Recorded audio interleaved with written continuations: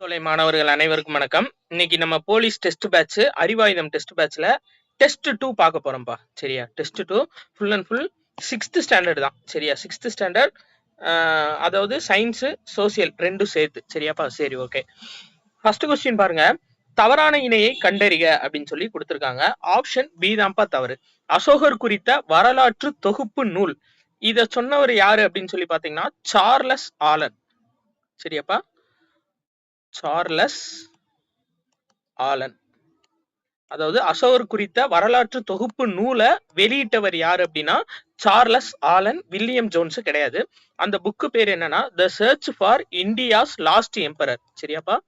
The search for India's lost emperor. சரியாப்பா? இந்த English வார்த்தையும் சேர்த்தாப்புல படிச்சு வச்சுக்கோங்க. ஏன்னா நிறைய பேர் தமிழ்ல மட்டும் படிச்சுட்டு போவீங்க. நான் ஏற்கனவே உங்களுக்கு சொல்லியிருக்கேன், ஆயுஷ் அமைச்சகம் அப்படின்றத ஆயுஷ்ன்னு கொடுக்காம AYUSH இந்த மாதிரிலாம் கொடுத்துருக்காங்க. சரியாப்பா? அப்போ தவறான இணை எது அப்படின்னா இதுதான். ஆப்ஷன் பி தான் தவறானது. 24 ஆரக்கால் சக்கரம் சாரநாத் கற்றூன்ல தான் இருக்கு. கரெக்ட். ஹிஸ்டோரியா என்னும் வரலாற்று சொல் கிரேக்க சொல். கரெக்ட். பழைய கற்காலம் கற்கருவிகள். சரியாப்பா? மூணுமே கரெக்ட் தான். அடுத்து பாருங்க, இறந்தவர்களை புதைக்கும் பழக்கம் கொண்ட மனிதர்கள் யாருன்னு சொல்லி கேட்டிருக்காங்க. Option b Cro-Magnons. அவங்கதான் இறந்தவர்களை புதைக்கும் பழக்கம் கொண்டவர்கள். இவங்க எங்க இருந்தாங்க அப்படின்னா பிரான்ஸ் நாட்டுல. சரியாப்பா? பிரான்ஸ்ல லாஸ்காஸ் அப்படின்ற பகுதியில இவங்க வாழ்ந்தது கண்டறியப்பட்டிருக்கு. சரி, அடுத்து ஆஸ்ட்ரோபிதிகஸ். சரியா? ஆஸ்ட்ரோபிதிகஸ் யாரு அப்படின்னா குரங்கின் பண்பு நடக்க தெரியாது உங்களுக்கு. சரியா? பிதிகஸ் மனிதர்கள் குரங்கோட பண்பு இருக்கும். இவங்களுக்கு நடக்க அப்பதான் கத்துட்டு இருப்பாங்க. சரியா? நடக்க தெரியாது, நடக்க கத்துக்கிட்டு இருப்பாங்க. சரியா? அடுத்து ஹோமோ எரக்டஸ். சரியா? ஹோமோ எரக்டஸ் யாரு அப்படின்னா நெருப்பின் பயன் அறிந்தவர்கள். நெருப்பின் பயன் அறிந்தவர்கள் ஹோமோ எரக்டஸ். ஹோமோ ஹெபிலிஸ் யாருன்னா கருவிகள் உருவாக்கம் பண்ண மனிதர்கள்ப்பா. கருவிகள் உருவாக்கம் செய்த மனிதர்கள் அவங்கதான் ஹோமோ ஹெபிலிஸ். சரியா? அடுத்தது பாருங்க, பொறுத்துக கொடுத்திருக்காங்க. மூணாவது ஆப்ஷன் ஏ தான்ப்பா கரெக்ட். நியாண்டர்தால் யுரேசியா நாட்டை சேர்ந்தவங்க. பீக்கிங் மனிதர்கள் சீனா. ஹைடல்பர்க் மனிதர்கள் லண்டன். குரோமேக்னன்ஸ் பிரான்ஸ். சரி, அடுத்தது பாருங்க, நாலாவது தொல்பழங்கால பாறை ஓவியம் காணப்படும் பொறிவரை கரிக்கையூர் ஆகியவை எந்த மாவட்டத்தில் அமைந்துள்ளது? ஆப்ஷன் சீப்பா மதுரை மாவட்டத்துல அமைந்துள்ளது. அப்ப கோவையில இருக்கக்கூடியது என்னன்னா குமுதிபதி. குமுதிபதி கோவை. சரியா? விழுப்புரத்துல கீழ்வளை. கீழ்வளை விழுப்புரம். விழுப்புரம். மதுரை உசிலம்பட்டி. பாறை ஓவியங்கள் காணப்படக்கூடிய இடங்கள். அடுத்து அஞ்சாவது கொஸ்டின் பாருங்க. ஹரப்பா நகரின் இடிபாடுகளை முதலில் தனது நூலில் விவரித்தவர் யார்? Option a Charles Masson. அவர் தான் ஃபர்ஸ்ட் தன்னோட நூல்ல ஹரப்பா நகரோட இடிபாடுகளை விவரிச்சிருப்பாரு. ஜான் மார்ஷல் இவர் யார்ப்பா? இவர் ஹரப்பா மொஹஞ்சதரோ இடையான பொதுவான அம்சம் இருப்பதை கண்டறிஞ்சிருப்பாரு. சரியா? பொதுவான அம்சம் ஹரப்பா மொஹஞ்சதரம் இடையே, ஹரப்பா மற்றும் மொஹஞ்சதரோ இடையே பொதுவான அம்சம் இருந்ததை கண்டறிந்தவர் ஜான் மார்ஷல். அடுத்தது பாருங்க, அலெக்சாண்டர் கன்னிகாம் இந்திய தொல்லியல் துறை உருவாக காரணமா இருந்த ஒரு நில அளவையர். சரியாப்பா? 1861 ASI archaeological survey of India உருவாச்சு. இதோட தலைமையகம் எங்க இருக்கு அப்படின்னா புதுடெல்லியில. இது உருவாக்குறதுக்கு காரணமாக இருந்த நில அளவையர் யாரு அப்படின்னா, அதாவது சர்வேயர் யாரு அப்படின்னா அலெக்சாண்டர் கன்னிகாம். சரி, அடுத்து ஆறாவது கொஸ்டின், இந்திய தொல்லியல் துறை உருவாக்கப்பட்ட ஆண்டு. அடுத்த கொஸ்டினை கேட்டிருக்காங்க. 1861 தான் கரெக்டான ஆன்சர். சரியா? இதுல பாருங்க, ஆப்ஷன் ஏப்பா. ஆப்ஷன் ஏ 1920 தான் ஹரப்பாவோட அகழாய்வு ஆரம்பிக்கப்பட்டது. சரியா? ஹரப்பா அகழாய்வு ஆரம்பம் செய்யப்பட்டது எப்ப அப்படின்னா 1920. 1924 இப்பதானப்பா பார்த்தோம், சர் ஜான் மார்ஷல் இருக்காருல்ல, இந்த இருக்காருல்ல சர் ஜான் மார்ஷல், இவர் தான் என்ன பண்ணாருன்னா தொல்லியல் துறை இயக்குனரா நியமிக்கப்பட்டாங்க. 1924ல தொல்லியல் துறை இயக்குனரா நியமிக்கப்பட்டு அதுக்கப்புறம் தான் வந்து பாத்தீங்கன்னா ஹரப்பா மொஹஞ்சதாரோ இடையே பொதுவான ஒரு ஒற்றுமை இருக்கத இவர் கண்டறிஞ்சிருப்பாரு ஜான் மார்ஷல். அடுத்து பாருங்க, மேல்நகர அமைப்பு சார்ந்து சரியற்ற இணை எது அப்படின்னா ஆப்ஷன் டி தான் சரியற்ற இணை, தவறானது. ஏன்னா பொதுமக்கள் வசிக்கும் பகுதின்னு கொடுத்திருக்காங்க. மேல்நகர அமைப்பு எல்லாமே நகர நிர்வாகிகள் வசிக்க பயன்படுத்திய பகுதி தான்ப்பா. பொதுமக்கள் இருந்த பகுதி வந்து கீழ்நகர அமைப்பு, கீழ்நகர அமைப்பு. சரியா?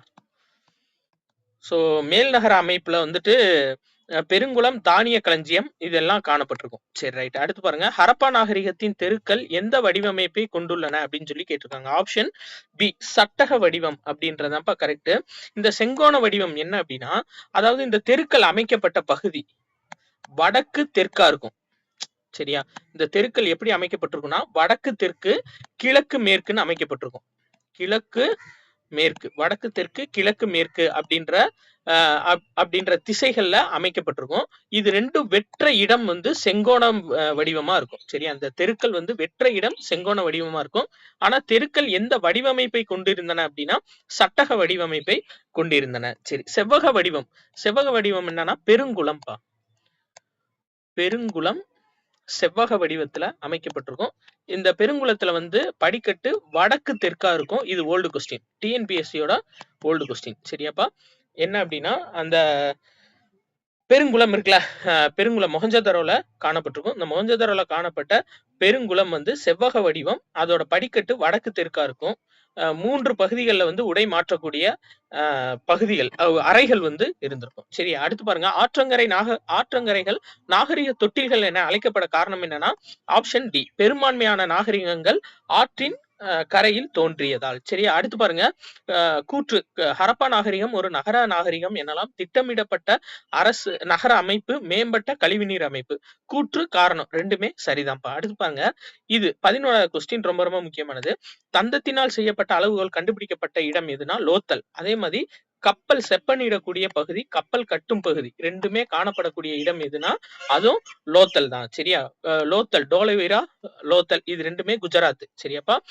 ராகி கர்கி இது வந்து ராஜஸ்தான்ல காணப்படக்கூடியது மெயினா.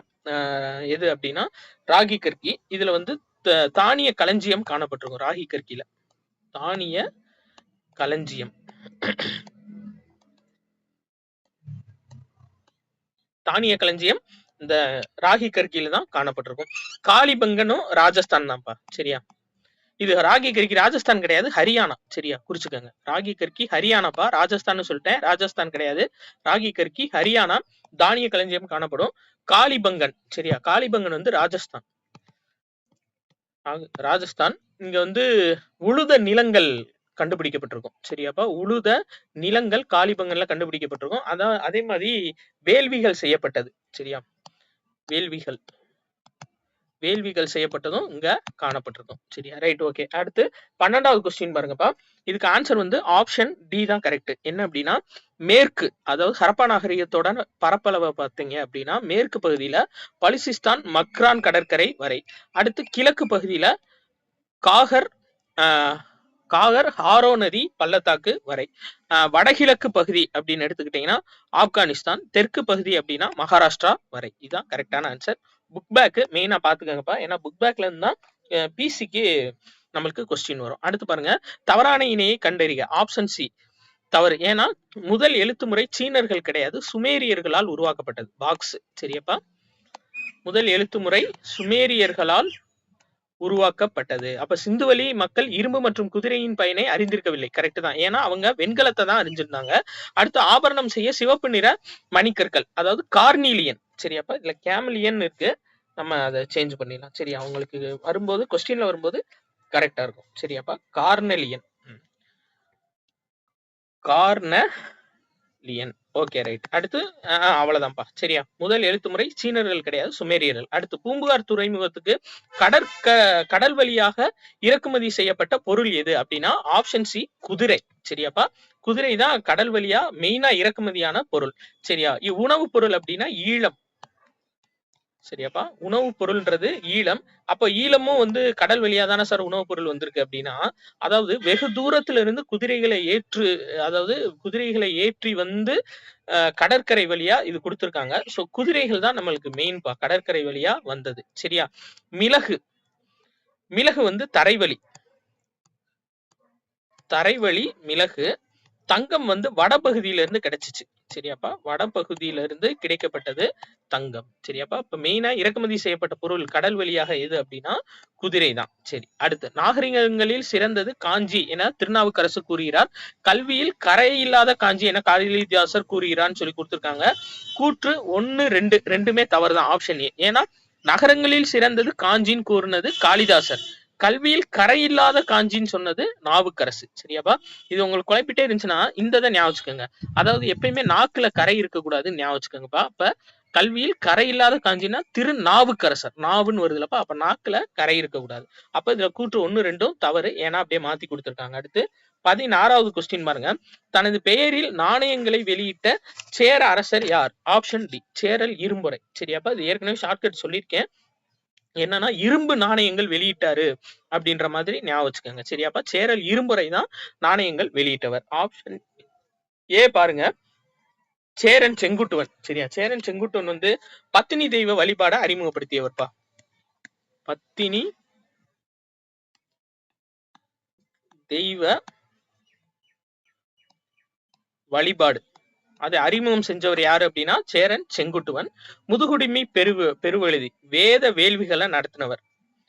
வேத வேள்விகள் அதாவது குடுமி போட்டுதான் யாகம் வளர்ப்பாங்கன்ற மாதிரி ஞாபகம் வச்சுக்கோங்க. அப்ப முதுகுடுமி பெருவெழுதி அப்படின்னா வேத வேள்விகளை நடத்தியவர். அடுத்து நெடுஞ்செழியன். சரியாப்பா? நெடுஞ்செழியன் யாரு அப்படின்னா தலையங்கனம் அப்படின்ற போர்ல பாண்டிய மன்னன் நெடுஞ்செழியன். தலையங்கனத்து செருவென்ற நெடுஞ்செழியன் அவர் பேரு. சரியாப்பா? தலையங்கனம் அப்படின்ற போர்ல சேர சோழ 5 வேளிர்களை தோக்கடிச்சவர் யாரு அப்படின்னா நெடுஞ்செழியன். சரியா? அடுத்து சோழர்கள் சூட்டி கொண்ட பெயரில் தவறானது எது அப்படின்னா ஆப்ஷன் சி செலியன். ஏன்னா செலியன், தென்னர் இது எல்லாமே செலியன், தென்னர் இது எல்லாம் பாண்டிய மன்னர்களுக்குரிய பெயர். பாண்டிய மன்னனுக்குரிய பெயர். சரியாப்பா? செம்பியன், கிள்ளி, வளவன் இதெல்லாம் சோழ மன்னர்களுக்குரிய பெயர். சரி. அடுத்தது பாருங்க. 18 இந்தியாவின் முதல் பேரங்காடி என அறிஞர் பிலினி குறிப்பிடுவது எதை அப்படின்னு சொல்லி கேட்டிருக்காங்க. ஆப்ஷன் சிப்பா முசிறி. பிலினி வந்து எந்த நாட்டை சேர்ந்தவர் அப்படின்னா ரோம் நாட்டை சேர்ந்தவர். சரி, ரைட். அடுத்து பிதாரி தூண் கல்வெட்டு யாருக்குரியதுன்னு கேட்டிருக்காங்க. ஆப்ஷன் ஏப்பா ஸ்கந்தகுப்தருக்குரியதான் பிதாரி தூண் கல்வெட்டு. சரியா? ரைட். ஸ்கந்தகுப்தருக்குரியது. முதலாம் சந்திரகுப்தருக்குரிய தூண் எதுப்பா? மெஹ்ரோலி இரும்பு தூண். மெஹ்ரோலி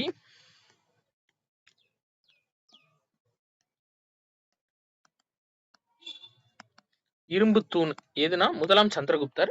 இரண்டாம் சந்திரகுப்தர் வந்து உதயகிரி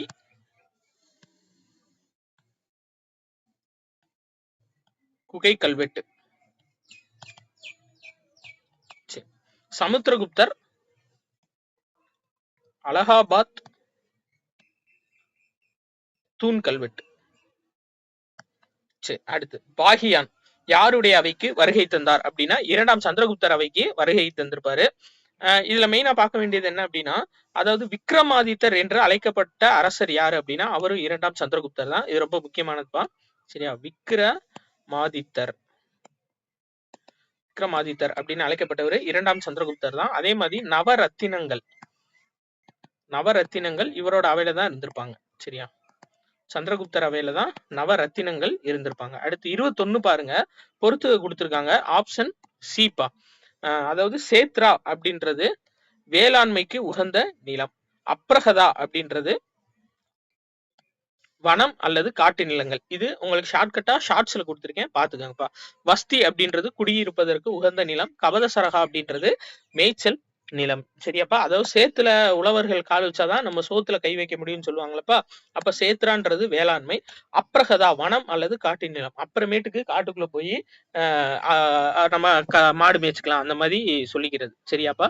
அப்ப அப்ரஹதா அப்படின்றது வனம் அல்லது காட்டு நிலங்கள் அந்த மாதிரி. அடுத்து பாருங்க. வஸ்தி அப்படின்றது குடியிருப்பதற்கு தகுந்த நிலம். இப்போ அதாவது வாஸ்து பார்த்து தானே வீடு கட்டுவாங்க. அப்ப வஸ்தி அப்படின்றது குடியிருப்பதற்கு தகுந்த நிலம். கபத சரகா அப்படின்றது மேய்ச்சல் நிலம். சரியா? ரைட். அடுத்தது 22வது கொஸ்டின் பாருங்க. அவனி சிம்மர் என்று அழைக்கப்படுபவர் யார்? ஆப்ஷன் டி சிம்ம விஷ்ணு தான் அவனி சிம்மர் அப்படின்னு அழைக்கப்படுறவர். முதலாம் நரசிம்மவர்மன் அவர் மாமல்லன் அல்லது வாதாபி கொண்டான்.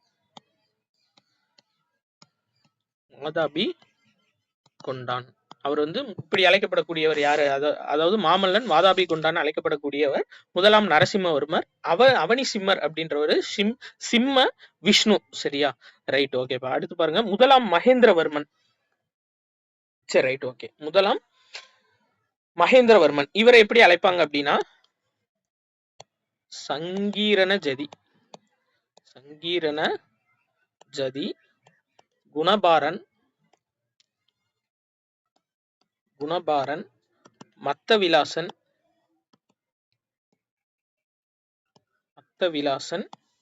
சித்திரகார புலி.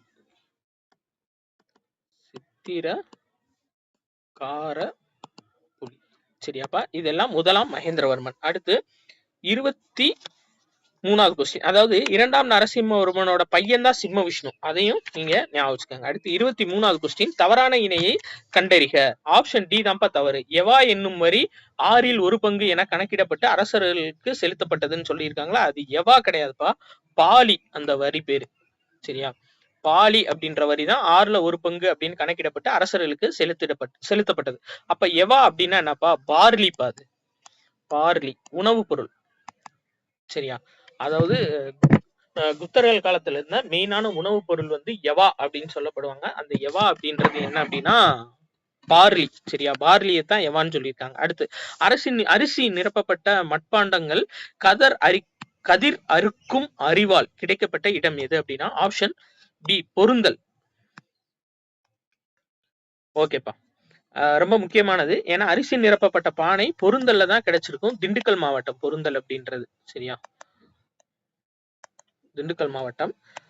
கீழடி அப்படின்றது சிவகங்கை மாவட்டம்ப்பா. ரொம்ப முக்கியமானது. ஏன்னா மதுரையா சிவகங்கையான்னு நிறைய பேர் குழப்பிட்டு இருக்காங்க. கீழடி அப்படின்றது சிவகங்கை மாவட்டம். அதே மாதிரி ஆதிச்சநல்லூர் அங்க பாத்தீங்க அப்படின்னா மெயினா புலி, யானை இந்த பொம்மைகளோட வெண்கல சிலைகள் கிடைச்சிருக்கும். புலி, யானை இந்த பொம்மைகளோட வெண்கல சிலைகள் கிடைக்கப்பட்டது எங்க அப்படின்னா ஆதிச்சநல்லூர். அடுத்து பாருங்க கொடுமணல் பதிற்றுப்பத்துல சொல்லப்பட்ட ஊர். சொல்லப்பட்ட ஊர் தான் எது அப்படின்னா கொடுமணல். அடுத்து 25 பாருங்க. ரோமானிய நாணயங்கள் செய்யப்படும் தொழிற்சாலை கண்டறியப்பட்ட இடம் எதுனா மதுரை. சரியா? பையம்பள்ளியில என்ன கிடைச்சிருக்குன்னா இரும்பு உருக்கு உலை கிடைச்சிருக்கும்பா. இரும்பு உருக்கு உலை கிடைச்சது பையம்பள்ளி. கேரளத்தில் உள்ள பட்டணம் அங்க தங்க உருக்கு உலை கிடைச்சிருக்கும். சரியா?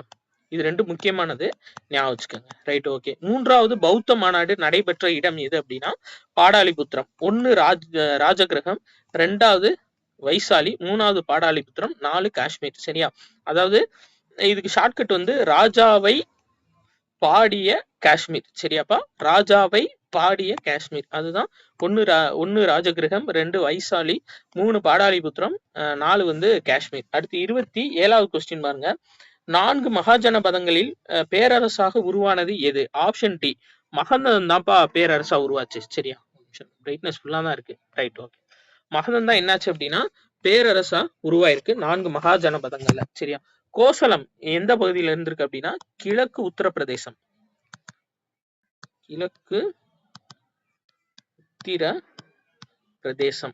சரி. வத்சம் அப்படின்றது கோசாம்பின்ற பகுதியில கிடைச்சிருப்பா. கோசாம்பி எங்க அப்படின்னா அலகாபாத்ல. சரியா?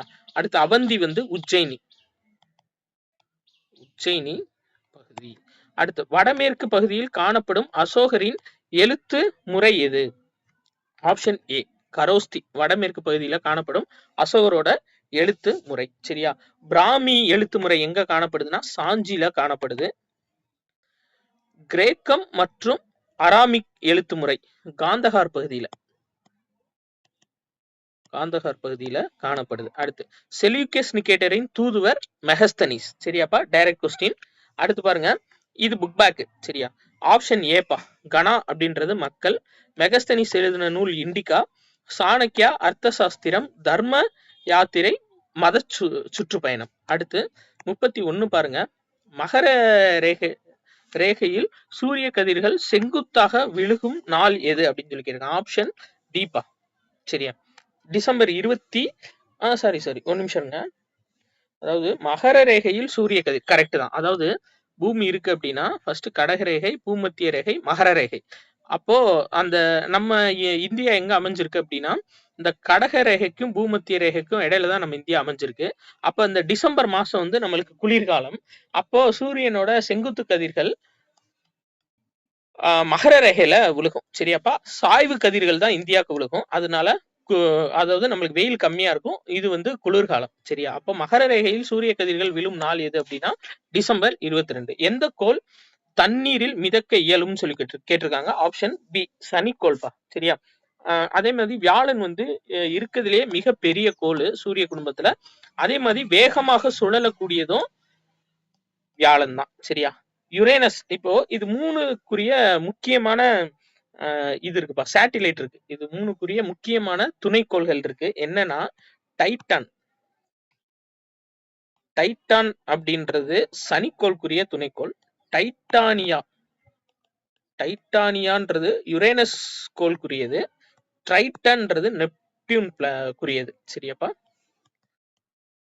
ரொம்ப முக்கியம். அதாவது டைட்டன் துணைக்கோள் சனிக்குரியது, டைட்டானியா யுரேனஸ்குரியது, ட்ரைட்டன் நெப்டியூன்குரிய துணைக்கோள். இது அப்படியே ஞாபகம் வச்சுக்கோங்க. அடுத்து 33வது கொஸ்டின் பாருங்க, பொறுத்துக கொடுத்திருக்காங்க. சரியா, இதுக்கு ஆன்சர் வந்து ஆப்ஷன் சி. சரி, வெப்பமான கோள் வெள்ளி, வளையம் உள்ள கோள் நிமிஷம்ங்க, வளையம் உள்ள கோள் வியாழன் தான் வரும். சரி, வியாழன் இருப்பாங்க. சரி, அதை மட்டும் மாத்திக்கங்க. இது அப்படியே புக் பேக்ல இருக்கிறது அப்படியே கொடுத்துருக்காங்க. சரியா, புக் பேக்ல நம்மளுக்கு கொடுத்துருக்காங்க. ஸோ பாத்துக்கோங்க. அப்போ செந்நிறக்கோள் அப்படின்றது செவ்வாய். உருளும் கோள் இருங்க, நம்ம மிஸ்டேக்கா இருக்கிற மாதிரி இருக்கு. அதாவது செந்நிறக்கோள் அப்படின்றது செவ்வாய், கரெக்ட் தான். உருளும் கோள் அப்படின்றது யுரேனஸா, இருங்கப்பா. அதாவது ஃபர்ஸ்ட் இதுக்கு ஆப்ஷன் சி வச்சோம் அப்படின்னா வெப்பமான கோள் வந்துட்டு வெள்ளி. ஓகே, வளையம் உள்ள கோள் சனின்னு நம்ம புக் பேக் படி கொடுத்துருக்காங்க கொஸ்டின். ஆக்சுவலா வியாழன் வரும். Okay right. அடுத்து செந்நிற கோள் செவ்வாய், உருளும் கோள் யுரேனஸ், குளிர்ந்த கோள் நெப்டியூன். கரெக்டா தான் பாருக்கு. சரியா, உருளும் கோள் யுரேனஸ், இது நெப்டியூன். புக் பேக்ல சனின்னு இருக்கு. ஸோ இதை அப்படியே படிச்சுக்கோங்க. பட் வியாழன் தான் நம்மளுக்கு கரெக்டான ஆன்சர். இருந்தாலும் சனி தான் கரெக்ட் தான்ப்பா. சனி தான்ப்பா. சரி, சனிக்கோள் தான். சரி, வளையமுள்ள கோள் சனிக்கோள். கரெக்ட் தான். கரெக்டா தான்ப்பா கொடுத்துருக்காங்க. ஸோ அதுக்கு ஆன்சர் வந்து ஆப்ஷன் சி தான்ப்பா கரெக்ட். Okay right. அடுத்து பாருங்க, வாழ்நிற விசும்பின் மீன் சூழ்ந்த இளங்கதிர் ஞாயிறுன்னு சொல்லப்பட்டது எது அப்படின்னா சிறுபா நாட்டுப்படை. சரியா, தொல்காப்பியத்துல என்ன சொல்லியிருக்குன்னா பஞ்சபூதங்களை பத்தியும் சொல்லியிருக்கோம். ஐம்பூதங்களை பத்தியும் சொன்னது எது அப்படின்னா தொல்காப்பியம். அதாவது நிலம் நீர் தீ வலி விசும்போடு ஐந்தும் கலந்த மயக்கம் ஆதலின்னு சொல்லியிருக்கும் தொல்காப்பியத்துல. சரியாப்பா, நிலம் நீர் தீ வலி விசும்போடு ஐந்தும் கலந்த மயக்கம் ஆதலின் அப்படின்னு சொன்னது எதுனா தொல்காப்பியம். சரியா, பட்டினப்பாலையில என்ன சொல்லியிருக்கோம் அப்படின்னா கரிகாலனோட வணிக நடவடிக்கை அதை பத்தி சொன்னது பட்டினப்பாலை. பரிபாடல் என்ன சொல்லி இருக்கும் அப்படின்னா மதுரையை பத்தி சொல்லியிருக்கும்பா. அதாவது மாயோன் கொப்புள் மகிழ்னின் மதுரை அப்படின்னு சொல்லிட்டு மதுரையை பத்தி சொன்னது பரிபாடல். சரி, அடுத்து 35வது கொஸ்டின் பாருங்க, சரியான இணையை கண்டறிய. ஆப்ஷன் டி தான்ப்பா சரி. சர்வதேச மலைகள் தினம் டிசம்பர் 11ன்றது சரி. ஏன்னா ராக்கி மலைத்தொடர் வந்து வட அமெரிக்கா, ஆண்டிஸ் மலைத்தொடர் தென் அமெரிக்கா, அப்படியே மாத்தி இருக்கு, பாத்துக்கோங்க. சோட்டா நாக்பூர் பீடபூமி எரிமலை பாறைகளால் ஆனதுன்னு சொல்லி கொடுத்துருக்காங்க. தக்கான பீடபூமி தான் எரிமலை பகுதிகளால் ஆனது. சரியா, தக்கான பீடபூமி இதுதான் எரிமலை பாறைகளால் ஆனது. சோட்டா நாக்பூர் வந்து அதாவது வளமான கனிமங்களை உடைய பீடபூமி. சரி ரைட். ஓகே, இப்போ அடுத்து 36வது கொஸ்டின். இதுக்கு வந்து ஆன்சர் வந்து ஆப்ஷன் ஏ. சரியாப்பா, 36. 6 டிகிரி கால்வாய் இந்திரா முனை இந்தோனேசியாவையும் பிரிக்குது. 8 டிகிரி கால்வாய் மாலத்தீவு மினிக்காய் தீவை பிரிக்குது. 9 டிகிரி கால்வாய் லட்சத்தீவு மினிக்காய் தீவு. 10 டிகிரி கால்வாய் நிக்கோபார் தீவு. சரியா? Right, okay. அடுத்தது பாருங்க. இந்திய பெருங்கடலில் உள்ள அகழி எது அப்படின்னு கேட்டிருக்காங்க. ஆப்ஷன் சி ஜாவா அகழி. சரியாவா?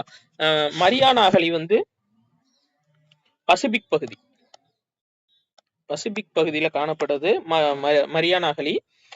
மில்வாக்கி அகழி இது வந்து அட்லாண்டிக் பகுதியில காணப்படக்கூடியது. அட்லாண்டிக். சரி, ரைட். உலகின் மிகப்பெரிய நீர்த்தேக்கம் எந்த ஆற்றின் குறுக்கே கட்டப்பட்டுள்ளதுன்னா யாங்சி ஆறு, சீனால. சரியாப்பா? சீனால உள்ள 10% மின் தேவையை பூர்த்தி செய்யறது இதுதான் உலகின் மிகப்பெரிய நீர்த்தேக்கம். Right, okay. அடுத்து 39வது கொஸ்டின். ரைட்பா. 39. இதுக்கு ஆன்சர் வந்து ஆப்ஷன் ஏ தான் கரெக்ட். சரியா? என்னன்னா மலேசியால அதிகமா உற்பத்தி ஆகிறது ரப்பர், தாய்லாந்துல தேக்கு, கொரியால செர்ரி பழம், இஸ்ரேல்ல அத்திப்பழம். சரியா? இது புக் பேக் அப்படியே பாத்துக்கோங்கப்பா, ரொம்ப முக்கியமானது. பின்வருவனவற்றுள் எது வேர் அல்ல அப்படின்னு சொல்லி கொடுத்திருக்காங்க. ஆப்ஷன் ஏ உருளைக்கிழங்கு தான்ப்பா வேர் அல்ல. ஏன்னா உருளைக்கிழங்கு அப்படின்றது தண்டு. தண்டு. கேரட், முள்ளங்கி, டர்னிப் இதெல்லாம் வேர். சரியா? இது ரொம்ப முக்கியமான ஓல்டு கொஸ்டின், பிசில கேட்டது. சரியாப்பா? இதை ஞாபகம் வச்சுக்கோங்க. பின்வருவற்றுள் எது வேர் அல்ல அப்படின்னா உருளைக்கிழங்கு தான் வேர் அல்ல. ஏன்னா அது தண்டு பகுதி. இந்தியாவின் 2வது அதிகமாக பேசப்படக்கூடிய மொழி எதுனா வங்காள மொழி. ஆப்ஷன் டி தான் கரெக்ட். எத்தனை சதவீதம்னா 8.30% பேசப்படுது. தமிழ் 5.89%, மராத்தி 7.09%, தெலுங்கு 6.93%. சரியாப்பா? ஹிந்தி எவ்வளவு அப்படின்னா 43.63%. ஹிந்தி தான் ஃபர்ஸ்ட். வங்காள மொழி வந்து 2வது அதிகமா பேசப்படக்கூடியது. அடுத்து 42வது கொஸ்டின் பாருங்க. 2025ஆம் ஆண்டின்படி இந்தியாவில் உள்ள செம்மொழிகளின் எண்ணிக்கை எவ்வளவு அப்படின்னா 11பா. ஏன்னா 2024ல ஒரு 5 மொழிக்கு செம்மொழி அந்தஸ்து கொடுத்திருக்காங்க. அதை ஞாபகம் வச்சுக்கோங்க. சரியா? என்னென்ன அப்படின்னா பாலி, பிராகிருதம், மராத்தி,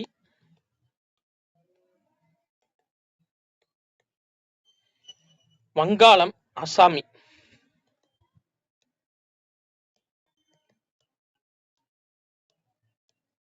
சரியா? அடுத்து 43வது கொஸ்டின் பாருங்க. கதக் நடனம் இந்தியாவில் எந்த பகுதியில் ஆடப்படுகிறது? வட இந்தியால ஆடப்படுது. சரியாப்பா? கேரளால கதகளி. கதகளி. கர்நாடகால யக்ஷ கானம். சரி. ஆந்திர பிரதேசத்துல குச்சிப்பிடி. அடுத்து 44வது கொஸ்டின் பாருங்க. தேசிய சின்னங்கள் ஏற்றுக்கொள்ளப்பட்ட ஆண்டு எது? ஆப்ஷன் டிப்பா ஆற்று ஓங்கில். அதுதான் கரெக்ட். சரியா? சரியான இணையில ஆற்று ஓங்கில் அப்படின்றதான் கரெக்ட். ஏன்னா கங்கை ஆறு 2010 கிடையாது, 2008ல ஏற்றுக்கொள்ளப்பட்டுச்சு. ஆறு வந்து நான் ஏற்கனவே சொல்லியிருக்கேன், லைசன்ஸ் போடுற மாதிரி 8 போட்டு தான் ஓடும். அப்ப 2008. சரியாப்பா? மயில் வந்து 1963, புலி 1973. சரியா? மாம்பழம் 1950. மாம்பழம், ஆலமரம் இது எல்லாமே வந்து வெஜிடேரியன் ஃபுல்லா 1950 வரும். அடுத்து பாருங்க. தேசிய லட்சணைகள் குறிப்பிடும் சரியான இணையை தேர்க. ஆப்ஷன் சி சிங்கம் கம்பீரம் அப்படின்றதான் கரெக்ட். ஏன்னா குதிரைனா நம்மளுக்கு ஆற்றல் கிடையாது. குதிரை வந்துட்டு என்ன அப்படின்னா வேகம். வேகம். யானைனா ஆற்றல். ஆற்றல். காளைனா கடின உழைப்பு. சரியாப்பா? இது அப்படியே இன்டர்சேஞ்ச் ஆகிருக்கு, பாத்துக்கோங்க. அடுத்து 46வது. சரியற்ற இணையை தேர்கன்னு சொல்லி கொடுத்திருக்காங்க. எது சரியற்ற இணை? தவறான இணைனா ஆப்ஷன் சி தேசிய உறுதிமொழி பிங்காலி வெங்கையான்னு கொடுத்திருக்காங்க. ஆக்சுவலா பிங்காலி வெங்கையா யாரு அப்படின்னா தேசிய கொடி வடிவமைச்சவர். தேசிய கொடி வடிவமைத்தவர். தேசிய உறுதிமொழி யாருன்னா பிதிமாரி வெங்கட சுப்பாராவ். சரியா? பிதிமாரி வெங்கட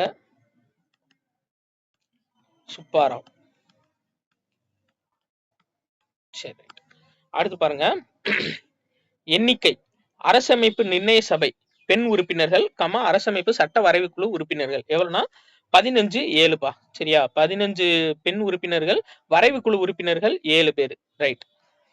அடுத்து இது அடிப்படை உரிமை என்று, இதுல எது அடிப்படை உரிமை இல்லைன்னு சொல்றாங்க? ஆப்ஷன் சி, ஓட்டுரிமை தான். சரியா? Direct question. அடுத்து 49 பாருங்க. இந்திய அரசமைப்பு உருவானது போது இருந்த பகுதிகளின் எண்ணிக்கை எவ்வளவு அப்படின்னா 22 பகுதிகள்ப்பா. சரியா? 8 அப்படின்றது அட்டவணை, 8ன்றது அட்டவணை, 14ன்றது அங்கீகரிக்கப்பட்ட மொழிகள். அதாவது இந்தியா சுதந்திரமான போது அங்கீகரிக்கப்பட்ட மொழிகள் 14 மொழிகள். சரியா? 64ன்றது இந்திய அரசியலமைப்பு புத்தகம் உருவாக்குறதுக்கு ஏற்பட்ட செலவு எவ்வளவுனா 64 லட்சம். அடுத்து தேசிய ஊராட்சி தினம் எப்ப அப்படின்னா ஏப்ரல் 24. ஆப்ஷன் டி கரெக்ட்பா. சரியா? Right, okay. அதே மாதிரி பாத்தீங்க அப்படின்னா தமிழ்நாடு உள்ளாட்சி தினம் அது நவம்பர் 1.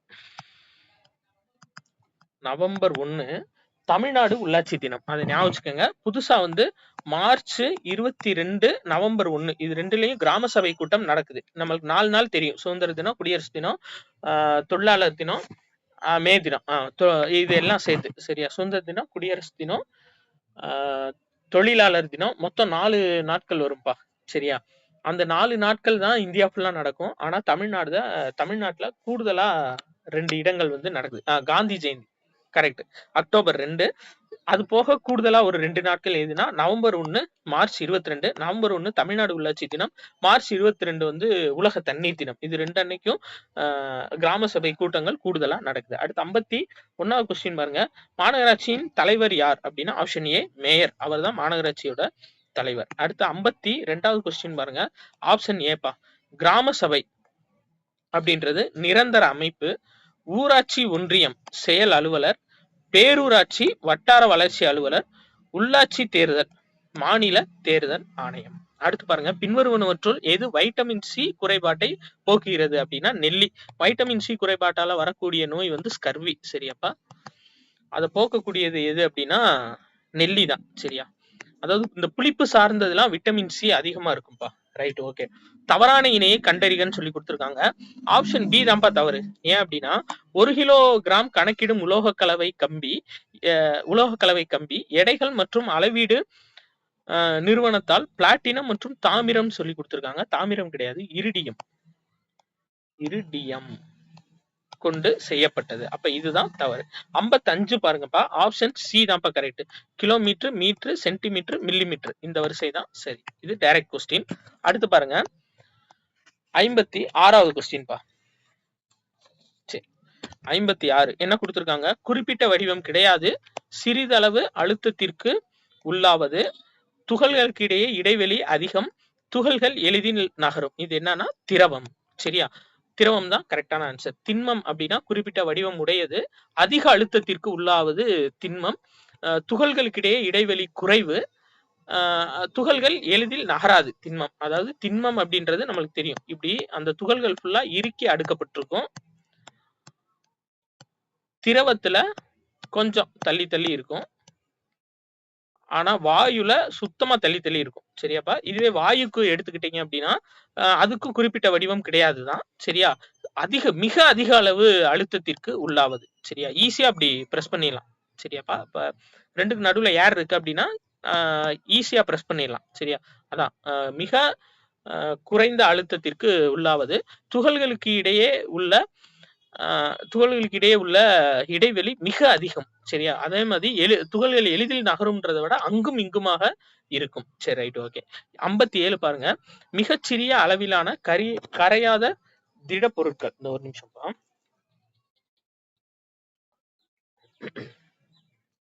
மிகச்சிறிய அளவிலான கரையாத திடப்பொருளில் இருந்து திரவத்தை பிரித்தெடுக்க எந்த முறை பயன்படுத்தப்படுகிறது?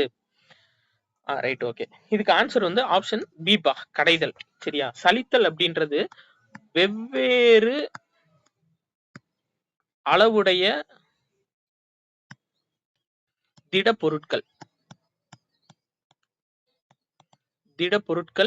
இருக்கிறது சலித்தல். சரியா? மைய விலகல் அப்படின்னா துணி துவைக்கும் இயந்திரம் இருக்குல்ல, வாஷிங் மிஷின், அது வந்து தண்ணியை வெளியேற்றி துணியை வந்து உலர வைக்க மைய விலகல் முறை. சரியா? படிய வைத்தல் அப்படின்றது எடை வித்தியாசம் உள்ள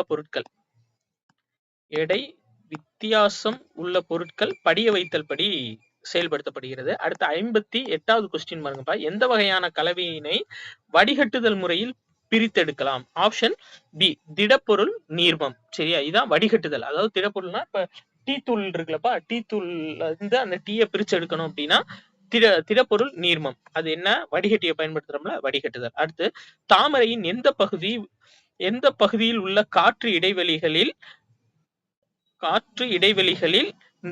இடைவெளிகளால்னு வரணும்.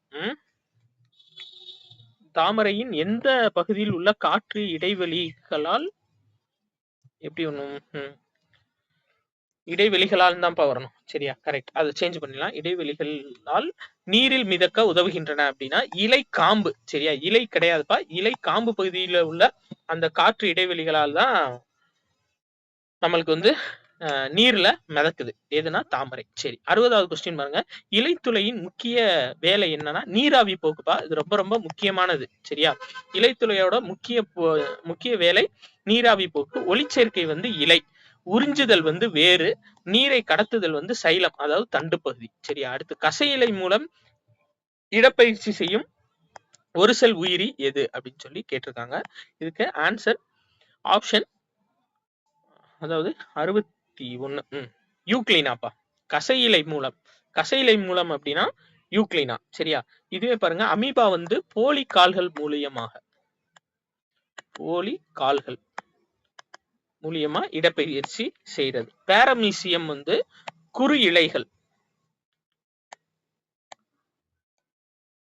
இலைகள் மூலியமா இடப்பெயர்ச்சி செய்யறது பாரமீசியம். சரியாப்பா, ரைட். அடுத்தது பாருங்க 62. அதிகப்படியான குளிரை தவிர்க்க தனது அனைத்து செயல்பாடுகளையும் நிறுத்தி உறக்கத்தில் ஈடுபடுவது குளிர்கால உறக்கம். ஆமை, கரெக்ட். அதிக வெப்பத்தை தவிர்க்க தனது செயல்பாடுகளை நிறுத்தி உறக்கத்தில் ஈடுபடுவது கோடைக்கால உறக்கம். நத்தை, கரெக்ட்பா. சரியா, 1, 2 ரெண்டுமே சரிதான். அடுத்து வெப்ப நிகழ்வின் மூலம் கொழுப்பு அல்லது எண்ணெயை, சரியா, இங்க ஸ்பேஸ் இருக்கணும். சரி, ரைட். மூலம் கொழுப்பு அல்லது எண்ணெயை சோப்பாக மாற்றுவதற்கு டேஸ் கரைசல் பயன்படுகிறது. Option B sodium hydroxide. இது டைரக்ட் கொஸ்டின் தான். அடுத்தது போயிடலாம்ப்பா. வலுவான எலும்புகள் மற்றும் ரத்தம் உறைதல் ஆகியவற்றுக்கான தாது உப்பு எதுன்னு கேட்டிருக்காங்க. Option a calcium. சரியாப்பா. இப்ப பாஸ்பரஸும் என்ன அப்படின்னா, வலுவான எலும்புகள், பற்கள், இது ரெண்டுக்கும் பாஸ்பரஸும் வரும். ஆனா கூடுதலா இல்ல, அதாவது இது ரெண்டுக்கு மட்டும் பாஸ்பரஸ் வரும்பா. கூடுதலா ரத்தம் உறைதல் வந்துச்சுன்னா கால்சியம். வெறுமன வலுவான எலும்புகள் மற்றும் பற்கள் வந்துச்சுன்னா பாஸ்பரஸ். ரத்தம் உறைதல் வராம. சரி, அடுத்து பாருங்க. அயோடின் தைராய்டு உற்பத்திக்கு, தைராய்டு ஹார்மோன் உற்பத்தி.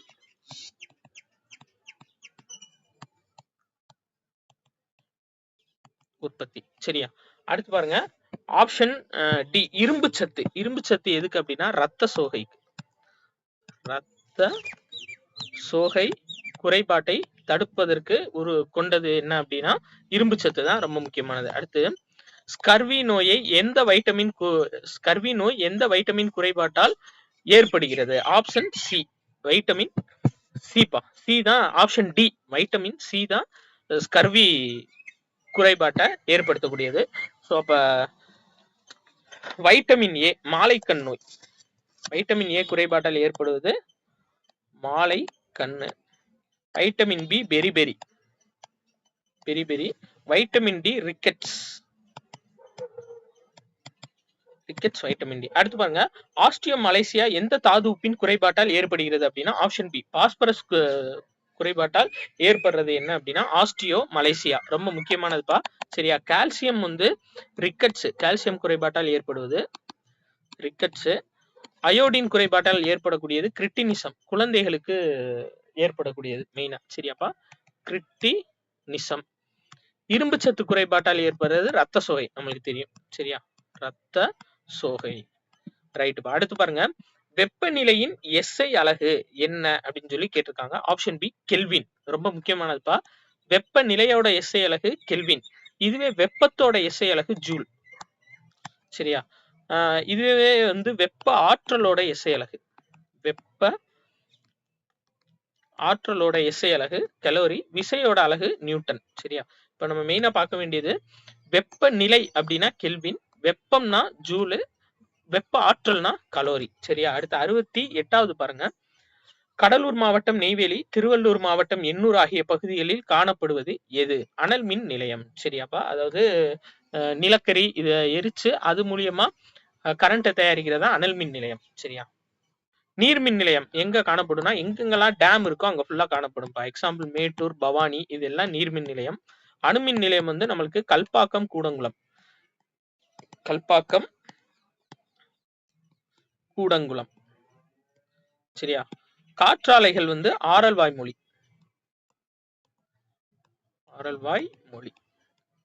சரி, அடுத்தது பார்ப்போம். பதங்கமாதல் என்றால் என்ன? பதங்கமாதல் அப்படின்னா திடப்பொருளை வெப்பப்படுத்தி ஆவியாக மாற்றுதல். எக்ஸாம்பிள் வந்து சூடம்.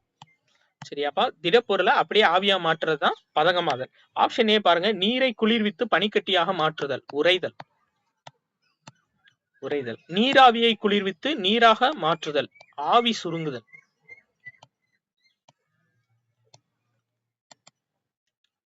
ஆவி சுருங்குதல்.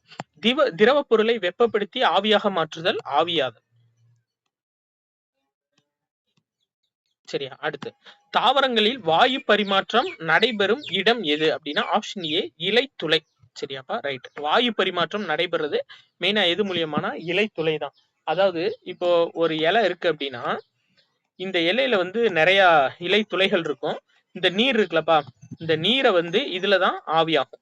கீழே ரூட்ல இருந்து எடுத்துட்டு வர்றாங்களப்பா நீர், அது இதுலதான் ஆவியாகும். சரியா? அடுத்து பாருங்க, யூக்கரியாட்டிக் செல் குறித்த தவறான இணையை கண்டறிகன்னு சொல்லி கொடுத்துருக்காங்க. ஆப்ஷன் சி தான் தவறு. ஏன்னா தெளிவற்ற உட்கரு அப்படின்னு சொல்லி கொடுத்துருக்காங்கப்பா. யூக்கரியாட்டிக்கு தெளிவற்ற உட்கரு எதுக்கு இருக்குன்னா ப்ரோகேரியாட்டிக் தான்.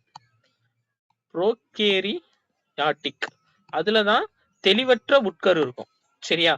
தெளிவான உட்கரு எதுல இருக்கும் அப்படின்னா ப்ரோகேரியாட்டிக்ல இருக்கும். தெளிவான உட்கரு. சரி, ரைட். அடுத்து பாருங்க, 72வது கொஸ்டின் பா. ஆப்ஷன் ஏ தான் கரெக்ட். செல்லின் கதவு செல் சுவர். செல் வந்து நகரும் பகுதி சைட்டோபிளாசம். அடுத்து சேமிப்பு கிடங்கு நுண்குமிழ்கள். செல்லின் பாதுகாவலர் செல் சுவர். இது அப்படியே ஞாபகம், ரொம்ப ரொம்ப முக்கியமானது. சரியா? பாக்ஸ்ல இருக்கக்கூடியது. அடுத்து 73, நாளமில்லா சுரப்பிகள் மற்றும் அவற்றின் இருப்பிடங்கள் சார்ந்து சரியற்ற இணையை தேர்க அப்படின்னு சொல்லி கொடுத்திருக்காங்க. சரியற்றது எதுனா தவறானது. சரியா? அப்ப ஆப்ஷன் டி பீனியல் சுரப்பி தான். சரியா? பீனியல் சுரப்பி மூளையின் அடிப்பகுதி. மூளையின் அடிப்பகுதியில இருப்பது பீனியல் சுரப்பி. மார்பு கூடுல இருப்பது தைமஸ். சரியாப்பா? அடுத்து 74வது கொஸ்டின் பாருங்க. அதாவது நமது மூளையின் சாம்பல் நிற பகுதி உள்ள நீரின் அளவு எவ்வளவுனா 85%. 15% எதுனா கொழுப்பு. கொழுப்பு நம்ம கொழுப்புல இருக்கக்கூடிய நீரோட அளவு. 70% என்ன அப்படின்னா நம்ம உடல்ல இருக்கக்கூடிய நீரோட அளவு. அடுத்து 75வது கொஸ்டின் பாருங்கப்பா. நமது உடலில் வேதிய செரிமானம் நடைபெறும் பகுதி எதுனா ஆப்ஷன் ஏ சிறுகுடல். சரியா? பெருங்குடல் என்ன பண்ணும் அப்படின்னா பாக்டீரியாக்கள் வந்து சில வைட்டமின்களை உருவாக்கும். அதை செரிக்கக்கூடிய பகுதி. சரியா? பாக்டீரியாக்கள் உருவாக்கக்கூடிய வைட்டமின்களை செரிக்கக்கூடிய பகுதி எதுனா பெருங்குடல். சரியாப்பா? இரைப்பையில வந்து நொதிகள் சுரக்கக்கூடியது இரைப்பை. நொதிகள், HCl ஹைட்ரோகுளோரிக் ஆசிட் செமிக்கிறதுக்கு யூஸ் பண்றது எல்லாமே இரைப்பை தான். அடுத்து 76வது கொஸ்டின் பாருங்க. மாலுமி திசை காட்டும் கருவிகளை முதலில் செய்து பயன்படுத்தியவர்கள் யாரு அப்படின்னா மாலுமி திசை காட்டும் கருவிகளை முதலில் செய்து பயன்படுத்தியவர்கள் ஆப்ஷன் சி சீனர்கள். சரியா? இது டைரக்ட் கொஸ்டின் தான். அதே மாதிரி 77 டைரக்ட் கொஸ்டின் தான். தங்கு தடையின்றி தொங்கவிடப்பட்ட காந்தம் எப்போதுமே வடக்கு தெற்கு பகுதியில தான்ப்பா நிற்கும். சரியா? North south. சரியா? நார்த் சவுத்துல தான் எப்பயுமே நிற்கும். அடுத்து பாருங்க, பின்வருவனவற்றுள் எது நீர் சுழற்சியின் ஒரு படி அல்ல அப்படின்னு சொல்லி கேட்டிருக்காங்க. காய்ச்சி வெடித்தல்பா. அதாவது நீர் சுழற்சின்னா என்னப்பா, கடல் இருக்கு, ஃபர்ஸ்ட் என்ன ஆகும், ஆவியாகும். சரியா? அப்ப ஆவியாதல். அடுத்து மேல போய் என்ன ஆகும் அப்படின்னா மேகத்துல இருந்து ஆவி சுருங்குதல். சரியாப்பா? அது நடக்கும். அப்புறம் அதுல இருந்து அப்படியே ஆவி சுருங்கி மழை பெய்தல். சரியா? தண்ணியா மழை பெஞ்சிரும். இதுதான். சரியா? ஒண்ணும் இல்லப்பா, இப்போ நம்ம ஒரு சட்டியில தண்ணிய காய வைக்கிறோம், அந்த அப்படியே ஒரு தட்டை வச்சு மூடிடுறோம். சரியாப்பா? இந்த தண்ணி மேல போதுலப்பா ஹீட் ஆகி, அது வந்து ஆவியாதல். தட்டை எடுத்தோம் அப்படின்னா அதுல வந்து புள்ளி புள்ளியா தண்ணி நீர் துவளைகள் நிற்கும்ல, அது வந்து ஆவி சுருங்குதல். அப்படியே அது மழையா பொழியிறது மழை பொழிதல். சரியா? காய்ச்சி வடித்தல் வராது. அடுத்து பாருங்க, இயற்கை ஒட்டும் பொருள் டேஷில் இருந்து தயாரிக்கப்படுகிறது அப்படின்னா ஸ்டார்ச்பா. சரியா? ஸ்டார்ச்ல இருந்து தான் இயற்கையா ஒட்டும் பொருள் தயாரிக்கப்படுது. அடுத்து உயிரின சிதைவுக்கு உள்ளாகும் கழிவு ஓல்டு கொஸ்டின். சரியா? ஞாபகம் வச்சுக்கோங்க. தேங்காய் ஓடுப்பா, ரொம்ப ரொம்ப முக்கியமானது.